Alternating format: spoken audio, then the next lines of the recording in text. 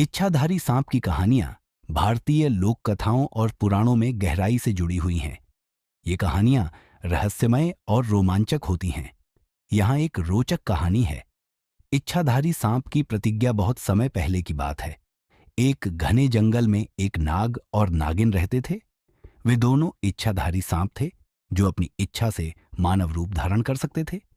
उनका जीवन शांतिपूर्ण था, लेकिन उनकी एक अनमोल मणि थी, जिसे वह बहुत संभाल कर रखते थे। यह मणि उनके पास शक्ति और धन की कुंजी थी। जंगल के पास ही एक गांव था।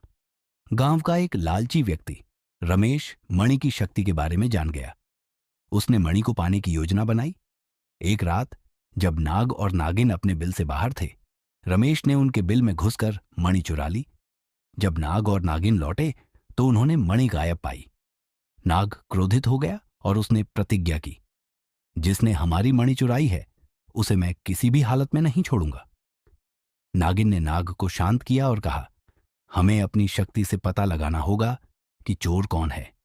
दोनों इच्छाधारी सांप मानव रूप में गांव पहुंचे। वे रमेश की हरकतों पर नजर रखने लगे। एक दिन उन्होंने देखा कि रमेश अपनी दौलत का दिखावा कर रहा है। नाग ने समझ लिया कि मणि उसी के पास है। रात के अंधेरे में नाग और नागिन ने सांप का रूप धारण किया और रमेश के घर पहुंचे। रमेश ने जैसे ही सांपों को देखा, वह डर गया और मणि लौटाने को तैयार हो गया। लेकिन नाग ने कहा, तुम्हारी लालच ने हमें दुखी किया है। मणि तो हम ले जाएंगे, लेकिन तुम्हें इस लालच की सजा मिलेगी। नाग और नागिन ने रमेश को चेतावनी दी कि लालच कभी किसी का भला नहीं करता। फिर वे अपनी मणि लेकर जंगल लौट गए।